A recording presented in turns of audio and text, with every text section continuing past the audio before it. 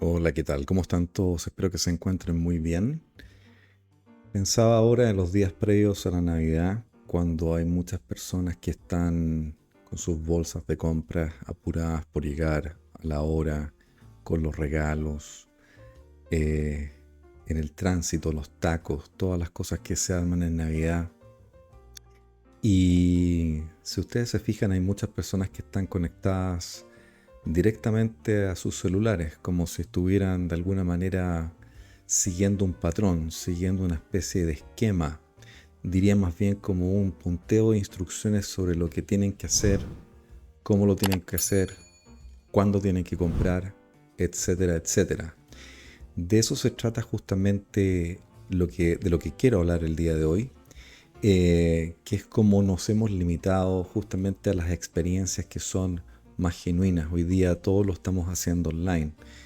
No estoy negando obviamente que hay un gran auge de la tecnología, de que tengamos obviamente los beneficios de la misma en cuanto a la automatización, hacer las compras online, pero de repente uno siente que falta ese cara a cara con las personas para sentirse de alguna manera atendido, de alguna manera que está actuando con otras personas.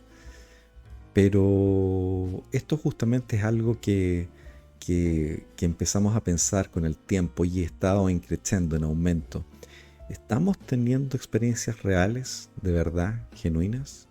¿Están nuestros cerebros conectados a un tipo de ancho de banda de Internet? Les doy un ejemplo. Cuando ustedes revisan su correo electrónico mientras están trabajando, por otro lado aparece el WhatsApp. Por otro lado, alguien puede utilizar una herramienta como Slack, en la que hay un chat. Y por otro lado, estamos revisando las compras que queremos hacer en Mercado Libre. Y definitivamente uno tiene un ancho de banda cognitivo de cómo nosotros podemos ver lo que estamos haciendo, cómo lo vamos a realizar. Y a medida de que empezamos a agregar otras ramas, otras cosas encima, se nos empieza a poner cada vez más cuesta arriba, más difícil el poder comunicarnos o focalizarnos de una manera efectiva en las cosas. Y eso es justamente un problema, el tema del foco, de cómo nos enfocamos en las realidades concretas, en el hacer, en el qué hacer de ahora mismo. Eso es importante, justamente verificarlo, desarrollarlo, quizás tener conciencia de lo mismo. Así nuestro mundo interior abarca todo lo que son nuestras emociones, nuestros sentimientos. Y a medida de que empezamos a salirnos a lo externo y empezamos a distraernos con cosas que vienen de afuera, todo esto se hace mucho más cortito, se hace mucho más light. No estamos con experiencias que sean realmente trascendentales. Por lo mismo, el ancho de banda cognitivo, la capacidad de administrarlo, implica, ¿no es cierto?, un efecto sobre la productividad que podemos tener en el día a día, en cómo estamos desarrollando nuestras tareas. Es una cosa súper importante, porque de repente uno en el mundo laboral se encuentra con que hay personas que están trabajando sobre hora, pasan de las 8 horas, 9 horas, 10 horas, y es algo que he dicho en muchas ocasiones, que la tasa de fallas, justamente por trabajar a destiempo sobre hora, son caóticas. Ya a la novena hora la tasa de fallas puede llegar a un 40%. Imagínense cuando llegamos a las 12 horas de trabajo. Y es porque nos estamos desconectando de esa pausa que necesitamos para poder concentrarnos, para poder focalizarnos, para poder descansar internamente y reorganizar nuestra cabeza. Así, cuando estamos trabajando en un espacio que es multidisciplinario, multitarea, y al mismo tiempo estamos trabajando con enlaces externos, con las redes sociales, por ejemplo, nuestro ancho de banda se empieza a agotar, empieza a perder su efectividad, y eso es algo latente. Todos lo notamos, y algunos síntomas, por ejemplo, pueden ser los dolores de cabeza, las ganas de dormir extremas, la necesidad, por ejemplo, de tomarse una siesta, entre otras cosas. Al respecto les puedo mencionar una historia. Existía un pueblo tranquilo a orillas de un río que se llama el río Sereno. Y sus habitantes estaban en muchísima tranquilidad, vivían en tranquilidad con este río que durante los años empezó a recibir otros afluentes fluviales, otros ríos que se iban, o riachuelos, canales que se iban reconectando con este río sereno. Y resulta que el caudal del río empezó a aumentar y eso hizo de que el sonido, ¿no es cierto?, del agua fuera mucho más fuerte, más fuerte, más fuerte, hasta que la gente notó de que este río ya creció demasiado y que metía mucho ruido el caudal. Y decían, bueno, ¿qué es lo que hacemos? Vamos a construir diques para poder, ¿no es cierto?, sacarnos ¿no es cierto?, este dolor, este sonido que tenemos en nuestras cabezas. No podemos dormir porque ya lo sentimos todo el tiempo. Y construyeron diques y la verdad es que la naturaleza sigue su curso y nadie saca ni una cosa. Y hasta que un día un anciano, un sabio, les dijo, miren, ¿saben qué? Déjense de hacer diques ni otras cosas y dedíquense simplemente a estar en calma y observar.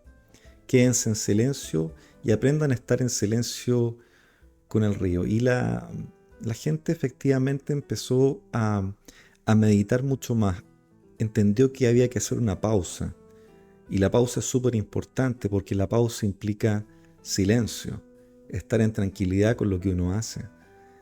Y pasó el tiempo y ya ese ruido ensordecedor que sentían ya no era tanto, empezó a disminuir en sus cabezas. Y efectivamente el pueblo se pudo tranquilizar y el río con el tiempo volvió a su caudal normal.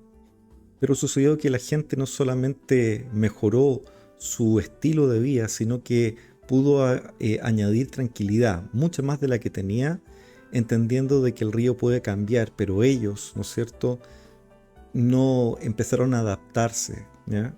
De alguna manera lo que trato de decirles con esta historia es que la desconexión justamente te hace conectarte nuevamente contigo mismo, que esa capacidad de decir, sabes que ya basta, tomémonos una pausa, te permite conectar nuevamente contigo mismo en lo que tú quieres desarrollar. Y como les decía, a menudo en la era digital estamos siempre conectados a toda clase de dispositivos, incluyendo los televisores inteligentes, los laptops, los teléfonos celulares, ¿no es cierto?, inteligentes, los iPhones, todo eso. Y cuando uno decide decir, ¿sabes qué? Voy a hacer una desconexión total, permite concentrarnos en aquellas cosas que no habíamos dejado de hacer. Por ejemplo, concentrarse en hacer deportes, pero hacer deportes con calidad. Si es algo correr, por ejemplo, correr de una manera consciente. Concentrarnos, por ejemplo, en cosas que tienen que ver con nuestros hobbies, con las cosas que dejamos de hacer, las cosas que nos llamaban la atención. Por ejemplo, hay gente que le gusta jugar juegos de mesa, puede jugar a las cartas, puede jugar ajedrez. Y uno dice, bueno, qué fome si yo tengo videojuegos. Yo también soy un jugador ávido de videojuegos, pero la verdad es que de repente cuando uno siente esa desconexión, incluso de no tener que mirar pantallas, sino que tomar un lápiz y poder dibujar tranquilamente lo que uno está mirando, no importa si es bonito el dibujo o es feo, pero la capacidad de desconectarnos, de pensar nuevas palabras, nuevas frases, anotarlas en un papel, todo eso son cosas que esa desconexión, esa pausa nos permite hacer. Pero ¿por qué es tan difícil desconectarnos de todas estas redes sociales? Hay varias razones. Por un lado, las personas pueden sentir soledad al no estar conectadas constantemente con algo que la esté distrayendo a cada momento. No estoy hablando del WhatsApp en este caso, estoy hablando de las redes sociales como Instagram, como TikTok, en que todo el tiempo estamos siendo alimentados por contenido. Y por otro lado, el impulso de sentirse importante, de recibir likes por las cosas. Eh, yo ya les he dicho antes de que este canal en específico lo estoy enfocando por una meta que es más bien humana, más que yo sentirme que estoy siendo famoso o que voy a tener suscriptores. La verdad es que esto lo hago como un servicio comunitario, como parte de lo que es mi coaching. Entonces lo disfruto con mucha tranquilidad en lo que hago. Y por lo mismo, cuando veo a las personas que están muy concentradas en cuántos seguidores tienen, cuántos likes son suficientes, eso genera justamente ese apego a las redes sociales. Ahora, les di dos razones, pero si le doy una tercera, les diría que tiene que ver con esa satisfacción instantánea, lo que llamamos en inglés el instant gratification, que es como esta liberación de dopamina, ¿no es cierto? Este neurotransmisor que está siempre relacionado con la recompensa, con el placer. Y justamente esa adicción a tener dopaminas a cada rato es lo que nos hace volver una y otra vez, ¿no es cierto?, a sentir estos impulsos, estas cosas cortitas, estos videos cortitos, estos likes, ¿no es cierto?, que nos tratan de hacer sentir especiales o validados en el fondo por algunas personas o por 1 millón de personas, ¿ya? Y esto se vuelve peor a medida que uno va aumentando sus likes, está esa dependencia con la fama y ese tipo de cosas y nos impide desconectarnos. O sea, pueden estar pasando cosas súper importantes al frente nuestro, pero no somos capaces de verlas porque estamos concentrados en el iPhone, en el celular, ¿no es cierto?, en el teléfono, para ver qué es lo que están diciendo de nosotros, y se nos pasa la vida así, de esa manera. Es tanto así que hemos llegado a un momento en que estamos en una sociedad que disfruta del confort. Estamos en una sociedad que es mucho más cómoda a lo que era anteriormente. Y así, justamente, al acostumbrarnos a este confort, nos cuesta mucho salir de él, de esa zona de confort, pero el confort de estar cómodo, de estar seguro, de no tomar nuevos desafíos, de no salirnos de lo que estamos acostumbrados, de esas creencias limitantes. Y ustedes saben, los seres humanos, de alguna manera, yo diría que hemos evolucionado en el ambiente tecnológico, pero hemos evolucionado desde el punto de vista de nuestro físico. El ser humano, de hecho, el hombre, la mujer, están hechos justamente para desarrollar tareas, desafíos que son muy específicos, ¿no es cierto? Como correr, levantar cosas, trabajar, hacer trabajos que de repente pueden ser incluso pesados. Y con el tiempo, con los años, con sillas más cómodas, con puertas que se abren solas, con escaleras mecánicas, con los autos en el fondo, hoy día tenemos autos para ir a cualquier parte, hemos perdido la capacidad de entrenar nuestro físico. Y eso tratamos de suplirlo de alguna manera yendo al gimnasio, de estar, ¿no es cierto?, un par de horas metido en el gimnasio para decir, hemos hecho algo. A mí me pasa también, en que estoy justamente trabajando por largos ratos y de repente tengo que levantarme, salir a caminar o poder tomar sol en un momento en que me siento mucho más ad hoc o con el tiempo de hacerlo. Pero sí, efectivamente hemos perdido la capacidad de someternos a situaciones incómodas. Y justamente la incomodidad, y eso quiero transmitirlo acá mismo, es algo bueno, no tiene por qué verse como algo malo. Lo que trato de decirles con todo esto es que justamente la incomodidad, la situación incómoda, donde encontramos la pausa para poder, ¿no es cierto?, evolucionar, ser mucho más allá. Me explico y les cuento una historia. Por ejemplo, cuando yo me fui a Estados Unidos, durante los primeros 2 años no tenía auto y yo estaba acostumbrado justamente a andar en auto cuando era más joven, cuando estaba en Chile, cuando iba a la universidad. Pero justamente eso implicó que el tener que trabajar, el tener que hacer ayudantía, implicó que yo tuviese que caminar de repente 1 hora, 1 hora y media, porque de repente no había locomoción colectiva. Y Estados Unidos es un país que es bastante duro en el sentido de que hay muchas carreteras y casi nada está construido justamente con veredas. Entonces la necesidad del auto sí o sí, pero en ese momento no tenía plata como para poder comprarme un auto porque estaba recién partiendo. Entonces me preparé conscientemente en caminar y tomar la caminata como algo que me permitía meditar, que me permitía justamente pensar mi día, que me permitía justamente entender muchas cosas que estaban pasando a mi alrededor, mirarlas con otros ojos, de una manera mucho más amena, distinta, como algo positivo más que negativo, cuando mucha gente puede decir, pucha, es que tengo que caminar tanto, o cuántas cuadras para llegar a tal parte, o pucha, tengo que caminar tantas cosas. La idea es justamente sentirse que uno está en un entrenamiento constante. Y en esa situación incómoda, que no es tan incómoda, justamente encuentro esa pausa para poder meditar, para poder sacar conclusiones, para evolucionar, para estar preparado para situaciones difíciles, en que de repente se va a requerir fuerza, o se va a requerir, por ejemplo, trabajar un poco más, o va a requerir mayor pensamiento. A ese tipo de situaciones incómodas me refiero, y no algo que llegue automáticamente a través de la internet o de 2 clics que puedo hacer en el computador, etcétera, etcétera. Entonces la pregunta queda si es que hemos perdido nuestra capacidad de conexión con nuestro interior para poder enfrentar la adversidad. Yo creo que sí. A lo que me refiero tiene que ver justamente con eh, el no temer a la situación incómoda. Estamos tan acostumbrados al confort que básicamente cuando tememos, cuando sentimos miedo de perder ese confort, esa situación que es conocida por nosotros, y adentrarnos en ese terreno que es no explorado, sentimos miedo, sentimos que estamos de alguna manera presionados, nos sentimos presionados, y esa presión que viene intuitivamente o casi automáticamente nos hace sentirnos cansados. Ustedes ven que hay mucha gente que está actualmente muy cansada porque ve la incomodidad con malos ojos. Justamente eso se relaciona con un tema que también tiene que ver con la depresión. Esto pasa porque cuando la comodidad se transforma en un bien en sí mismo, la ausencia del mismo produce un sentimiento de frustración. La comodidad, el bienestar se transforma en una cáscara que es vacía, que no trae ningún sentido de satisfacción.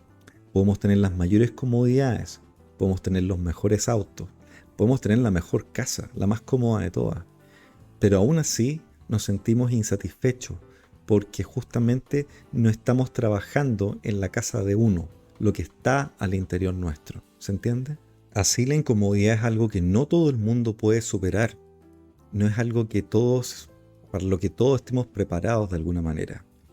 Tiene que ver con que ahora, más que nunca, si ustedes lo ven por las redes sociales o lo ven, por ejemplo, en la televisión, las personas se están continuamente quejando y se quejan justamente porque están en una situación incómoda.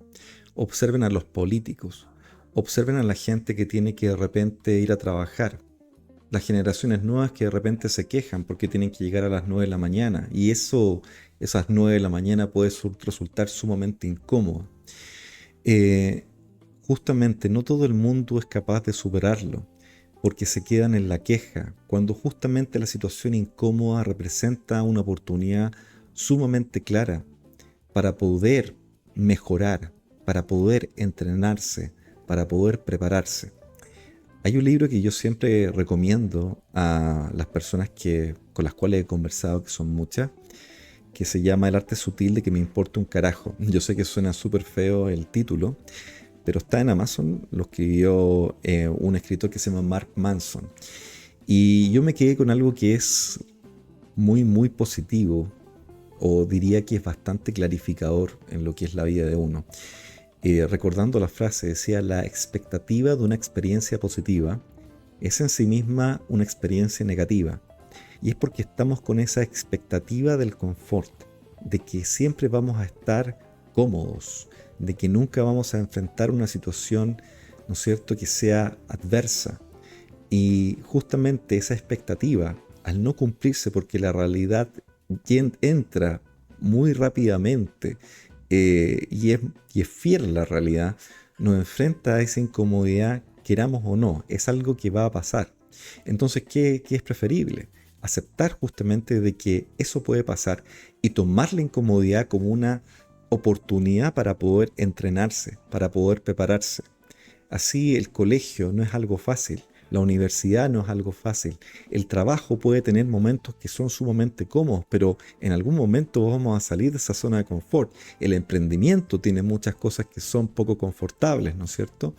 Entre otras cosas. Al respecto les quiero traer una historia del sociólogo estadounidense George Herbert, que habla justamente de esta historia que me llama mucho la atención, que dice, escuchen, por un clavo se perdió una herradura. Por una herradura se perdió el caballo. Por la pérdida del caballo se perdió el caballero. Por la pérdida del caballero se perdió la batalla. Y por la batalla, por la pérdida de la misma, se perdió un reino completo. Es decir, algo tan insignificante como un clavo hizo perder un reino. Y justamente la historia nos trae a aceptar que hay cosas sumamente pequeñas que nosotros podemos cambiar en este statu quo y que afectan significativamente el desarrollo de algo que estamos haciendo, de un proceso. es entender y aceptar de que las cosas que de repente queremos minimizar como algo que no es importante, puede ser sumamente importante a la larga. Les traigo otro ejemplo.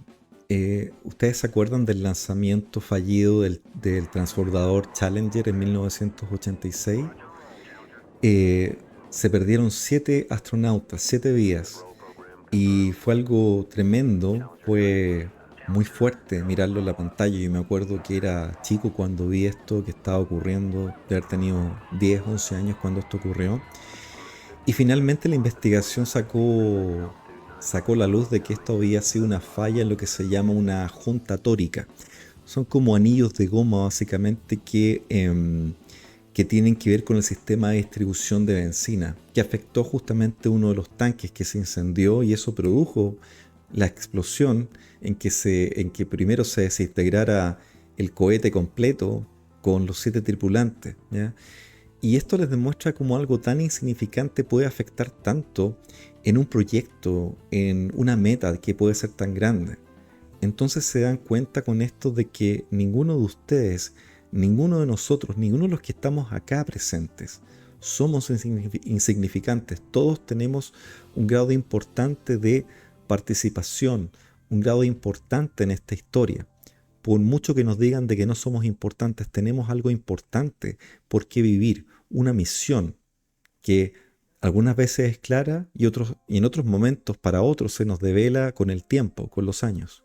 Dejándote claro entonces de que ninguna persona es insignificante, entonces tienes que entender de que no podemos ponernos prisiones mentales basadas en lo que otras personas nos dicen que tenemos que ser o que tenemos que hacer. Todos tenemos una misión que puede ser muy grande. Los más pequeños llegaron a ser grandes emprendedores, grandes empresarios, grandes personas. Y yo he pasado programa tras programa hablando de muchas celebridades, personas que fueron genios, gente que aportó valor en nuestra historia. Y por eso es importante, ¿ah?, sentirnos de que no somos insignificantes, que tenemos un propósito. No hay nada más satisfactorio que saber que tú y yo tenemos un propósito en esta vida, que lo estamos cumpliendo y básicamente jugarse por ese propósito. Pero para hacerlo no hay que ponerse prisiones mentales, ¿ya?, como las creencias limitantes o lo que viene por el famoso miedo al fracaso. Y conectando esto con el tema que les traigo, ese miedo al fracaso viene justamente porque salimos de esta situación cómoda y uno se pregunta, bueno, ¿estaré preparado para esto? ¿Podré hacerlo bien? Pero nos quedamos en ese podré hacerlo bien y no nos aventuramos en avanzar. Y eso requiere justamente valentía y aceptar, como lo he dicho en muchas ocasiones, de que definitivamente no estamos preparados para nada, ¿ya? Todo puede fallar. El tema es cómo reaccionamos o cómo nos podemos adaptar específicamente a esos sucesos, a esos desafíos. Cuando nosotros somos capaces de superar o pasar por encima de estas barreras mentales, entonces entendemos de que ahora podemos darnos más tiempo para nosotros mismos, para poder prepararnos de una mejor manera. Y tiene que ver con nuestro foco, el foco en el propósito. Así, cuando estamos conectados todo el tiempo a las redes o a los programas de televisión, estamos postergando nuestra propia decisión de entrar en foco, de entrar en pausa para poder trabajarnos internamente a nosotros mismos. Es como que estamos procrastinando, de alguna manera le ponemos pausas a las cosas, pero una mala pausa que nos hace perder el tiempo en cosas que no tienen ninguna relevancia, que no son importantes. Y procrastinar tiene que ver con que siempre decimos de que es un mal momento para todo, de que no estamos preparados. Y déjame decirte algo, sinceramente. Hoy día deben haber habido personas que se levantaron temprano, que se tomaron su café, que salieron a trabajar, que tomaron un bus o tomaron un auto, sin saber que este era el último día de sus vidas y sin saber de que hoy día efectivamente iban a morir. Y lo que estoy diciendo no es algo extremo, es algo que es real, es algo que te puede pasar a ti y a mí. Y entendiendo eso, entendiendo ese tema que es tan poco obvio, pero es tan lógico, ¿no te aventurarías justamente a focalizarte en ti mismo cuando tienes la oportunidad de hacerlo? En la década de los 60 El célebre psicólogo Martin Seligman hizo un experimento de lo que él llamaba la indefensión aprendida. En ese experimento básicamente colocaba a distintos perros en distintas jaulas o áreas, y en esas áreas específicamente sometía a algunas de esas celdas a pequeños shocks de electricidad. Habían perros que estaban sin ese shock de electricidad, que eran shocks momentáneos. Pero el problema es que era que los perros que recibían el shock no podían hacer ningún cambio, no podían huir fuera de, no podían, no podían escapar a esos shocks, por lo tanto tenían que seguir sintiéndolos y sufriendo. Ahora, pasado un cierto tiempo, luego rotaba a los perros de una celda a otra, y a esos perros que estaban justamente que estuvieron sometidos a los shocks, asumieron en su mente, en su cuerpo, de que no podían escapar de la celda, no podían salir porque básicamente se les creó en su mente o en su hábito una indefensión, que es estar pasivo frente a las cosas, es decir, estoy atrapado, no puedo hacer nada, sáquenme de aquí pero no puedo hacer nada, estoy completamente atrapado. Me pongo pasivo, agacho el moño, dejo que las personas hagan lo que tienen que hacer. Y eso justamente es un problema súper claro. Hace unos días atrás me contaban acerca de la historia de Alejandro Magno. Ustedes saben de que fue un gran conquistador que llegó, ¿no es cierto?, a extender, ¿no es cierto?, su imperio, sobre todo a Asia, llegó muy, muy lejos. Y me llamó la atención justamente la historia de su caballo, que era Bucéfalo, se llamaba el caballo. Y que decían que era un caballo, un potro, que era completamente indomable. Indomable. ¿Y por qué era indomable? Porque Bucéfalo, este caballo, le tenía miedo a su propia sombra. Y bastante genio Alejandro Magno lo que hizo fue como cambiar la perspectiva, es decir, el caballo, él no se podía subir al caballo si es que el caballo podía ver su propia sombra que venía del sol desde un lado, pero lo que hizo fue básicamente voltear al caballo y luego no veía su sombra, por lo tanto pudo domarlo de una manera bastante clever, bastante inteligente. De hecho, Filipo II, que era, ¿no es cierto?, el rey, lo felicitó y dijo, bueno, es impresionante, esta persona va a llegar muy lejos.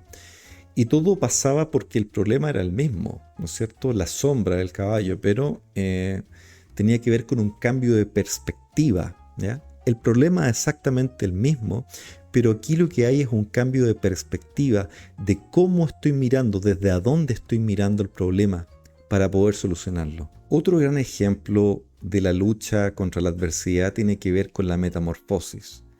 Por ejemplo, la oruga, el cambio de la oruga hacia la mariposa.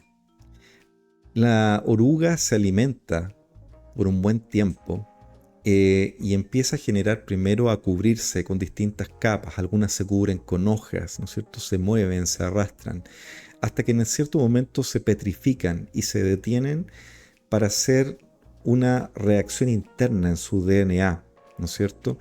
Y es un cambio completo interno que está sufriendo la oruga, ¿no es cierto? Una recomposición de su DNA para adquirir alas, adquirir colores, y en ese cambio que puede ser bastante fuerte sale airosa como algo completamente nuevo, una mariposa que hoy día tiene, ¿no es cierto?, la capacidad de volar. Es un cambio adverso, implica justamente una adaptación, y la metamorfosis es algo que las personas, aunque suene un poco cuentero o de una manera que es bastante como soñadora, es algo posible, mutar en algo completamente distinto. Así las arañas, por ejemplo, las tarántulas pueden mutar la piel, pueden cambiar de piel, y eso lo hacen cada 6 meses más o menos, están cambiando la piel constantemente, y es un proceso en que están detenidas quizás por horas incluso, o por un día completo para poder hacerlo. Interesante, ¿no? Así como la oruga tiene que enfrentar la metamorfosis, nosotros también estamos sujetos a estos cambios. Y estos cambios, para que nosotros podamos sobrevivir a ellos, requieren resiliencia, requieren valentía, requieren foco, requieren un propósito. Es lo mismo que le pasa, por ejemplo, a la roca, que es sometida a una gran cantidad de calor y una gran cantidad de presión. y uno no sabe, y de esa roca puede emerger un diamante que es sumamente duro, que es sumamente cortante además, ¿ya? Y que es un objeto valioso, bello, como la mariposa. O sea, de esa lucha con algo, contra algo que es desafiante, surge una nueva belleza dentro de nosotros mismos. Nos forja el carácter, nos forja la manera en que nosotros enfrentamos la vida bajo nuestros propios términos. Pero sin embargo buscamos el exceso de confort y comodidad. De hecho es tanto así, y te pregunto, ¿cómo te sentirías si en algún momento llegaras a una decisión de desapegarte de todas las cosas que te rodean? Tus autos, tus casas, tu hogar, tu cama cómoda, todo lo que tienes, la comida que la tenemos, ¿no es cierto?, envasada, a la cual podemos acceder rápidamente al supermercado. ¿Podría sobrevivir algo así? La verdad es que mucha gente dice que puede, pero no todos tienen justamente la consistencia o la coherencia para poder cumplir con esa meta que puede ser sumamente fuerte, de desapegarse de las cosas. ¿Por qué te lo digo? Porque finalmente todas las cosas que nosotros compramos o todo lo que adquirimos, todo lo que acumulamos, no nos los vamos a llevar cuando fallezcamos, no se van a ir con nosotros todas estas cosas. Entonces, ¿cuál es el objetivo? El objetivo es concentrarse en la experiencia. Y eso justamente viene con lo que nos habla el budismo. Así Buda, el Buda que todos conocemos, que era el príncipe Siddhartha Gautama, era un príncipe que vivía una vida muy cómoda, en un reino, en un palacio donde tenía todo tipo de comodidades y placeres. Y también, como todo placer, tenía la capacidad de viajar. Y en sus viajes se dio cuenta y miró, por ejemplo, a un anciano, a un enfermo. Pudo entender lo que era un muerto, un cadáver. Y se dio cuenta en ese momento de la fabilidad, de lo insignificante que puede ser la vida humana o lo vulnerable que puede ser la misma.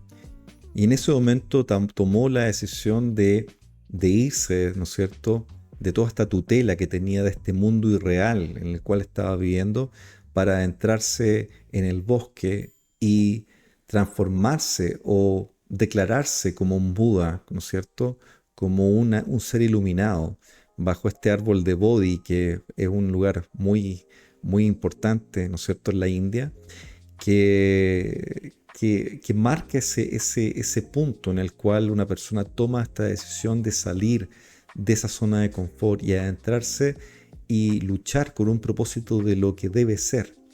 Y justamente este ser iluminado es como la mariposa de la oruga, como el diamante, que sale justamente de una situación que es desafiante, que es muchas veces dura. Lo mismo pasó con Jesús de Nazaret, el cual en cierto momento, después de que recibe el sacramento del bautismo por Juan Bautista, decide retirarse según dice la Biblia, por 40 días y por 40 noches en ayuno, en soledad, para poder prepararse de alguna manera para recibir, ¿no es cierto?, para focalizarse en su propósito, en su misión, y requirió enfrentar la adversidad, lo cual la Biblia lo relata como muchas tentaciones que eran diabólicas, demoníacas, ese tipo de cosas. Pero justamente volvió de ese viaje de una manera renovada, con un carácter mucho más forjado, con un propósito mucho más claro. Así también me acuerdo del filósofo espiritual Krishnamurti, que habla de que el que un psicólogo pueda ayudar a una persona a adaptarse, a superar las normas o barreras sin cuestionarlas, ¿eh? Lo que apoya no es a su mejora, sino que a la neurosis de la misma. Así el filósofo romano Séneca también hablaba en un tratado sobre la brevedad de la vida y mencionaba que cuando alguien dice cuando yo cumpla 50 años voy a alcanzar mi realización personal. Pero el tema es bien inútil. ¿Quién te asegura a ti que vas a llegar a los 50 años? ¿Se dan cuenta? Entonces, puedo llegar con muchos ejemplos y la verdad es que muchísimos, muchísimos ejemplos de cómo, ¿no es cierto?, aumentar nuestra conexión con nosotros mismos, de aumentar nuestro ancho de banda cognitivo, ¿ya?, porque esa es la idea de lo que les quiero traer en este programa. Pero les voy a traer algunos tips de cómo llegar a eso. En primer lugar, trata de reservarte momentos del día para desconectarte con dispositivos electrónicos. Todo tipo de dispositivos electrónicos, PlayStation, teléfonos celulares, pantallas. Busca el momento para estar desconectado. Pero cuando hablo de desconectado no me refiero a irte a la cama y dormir, ¿ya? Porque eso también no es bueno, sino que para meditar, para observar la experiencia de estar viviendo, de estar respirando, en este momento incluso. Eso te lleva a integrar prácticas diarias como la meditación, la cual yo practico. Me gusta, en lo personal, me gusta aplicar la meditación satipatthana, lo que se conoce como el mindfulness, y lo aplico diariamente una media hora del día. Y es una buena costumbre, es un buen hábito justamente para alcanzar un balance y entender lo que tengo que hacer en el día y poder ejecutarlo de una manera efectiva y eficiente. También pasa tiempo al aire libre. Eso te permite estar conectado con la naturaleza. No hay nada mejor que estar conectado con lo que nos rodea. No solamente con los edificios, las cosas que nos rodean, sino que salir, respirar el aire, entender cómo funciona tu cuerpo, cómo respiras, cómo correr te puede producir cansancio, ¿ya? Pero es un buen cansancio en el sentido de que se hizo algo objetivo, algo que tenía propósito. La naturaleza es fundamental. También prioriza tu sueño. Priorizar el sueño es importantísimo, darte el tiempo para poder dormir, las horas que tú estimes conveniente, a la hora que tú estimes conveniente. Tener la mente descansada es algo fundamental. Ya lo dije antes, el sobretrabajar más horas de lo necesario no te lleva a nada que sea bueno, nada que sea benéfico, porque tu tasa de errores es mucho mayor y es algo comprobado científicamente. Con todo lo que he dicho, les puedo decir de que la desconexión no es una opción. Yo diría que hoy en día, con todo lo que nos conecta, es una necesidad, es algo que tenemos que hacer sí o sí. Aprovechen los momentos de hacerlo, háganse los momentos de hacerlo. No hay nada más importante porque la vida es corta. Y justamente es importante en ese propósito alcanzar la victoria a toda costa. Y eso se gana día a día. Eso, estimados amigos, les quería agradecer por el tiempo, aprovechar de hacer saludos a todas las personas que me han seguido y si pueden o tienen tiempo, ponerme un like o también suscribirse a este canal. Les mando un gran abrazo y que tengan una muy feliz Navidad. Que esté muy bien. Chao, chao.